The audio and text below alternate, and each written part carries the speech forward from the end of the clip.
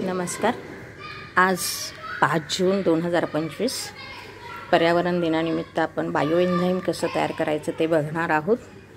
जे मी केलेलं आहे ते मी आज दाखवते आहे। हे बघा, ही बॉटल आहे, मोठी बॉटल आहे।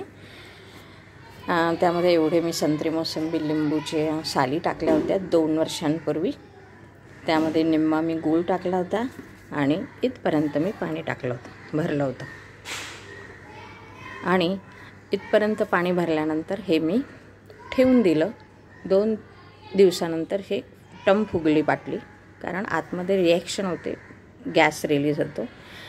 त्यानंतर काय करायचं आहे, हे झाकण थोडंसं असं उघडायचं आहे, गॅस सगळा बाहेर निघतो। परत त्याला बंद करायचं। असं रोज सकाळी एकदा करायचं। त्याला हलवलं वगैरे तरी चालतं, असं काही नाही।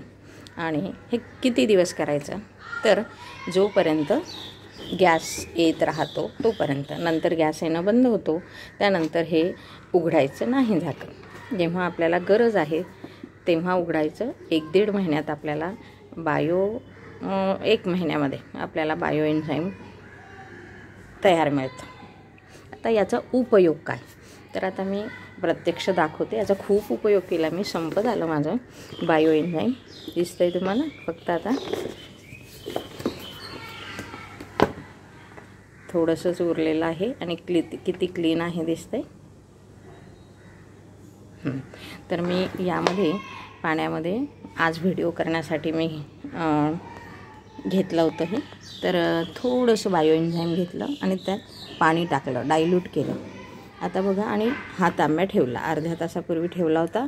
बघा किती क्लीन झालेला आहे, दिसतोय? आपण देवसुद्धा यात क्लीन करू शकतो, देवाच्या मूर्ती, कारण खूप सुगंध येतो याचा।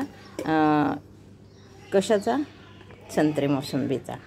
आणि आता कोणाला वाटेल की यामध्ये किडे पडत असतील वगैरे, जसं की मी खतसुद्धा तयार करते। तर प्रॉपर जर आपण मेथड यूज नाही केली तर किडे पडू शकतात, म्हणून प्रॉपर मेथड यूज करा। याला खूप वेळ उघडं ठेवणं वगैरे करू नका।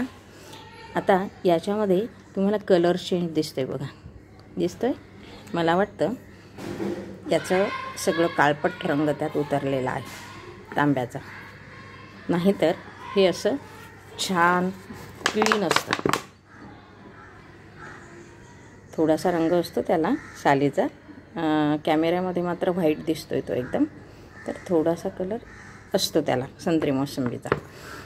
तर अशा रीतीने आपण बायो एन्झाईम तयार करू शकतो। हे मी फरशी पुसण्यासाठी सुद्धा वापरलेलं आहे भरपूर प्रमाणात।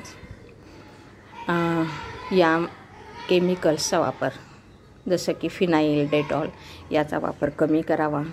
पर्यावरणाचं पंचमहाभूतांचं संरक्षण करणं हे आपल्या हातात, मानवाच्या हातात आहे, कारण आपल्यालाच देवाने बुद्धी खूप दिलेली आहे।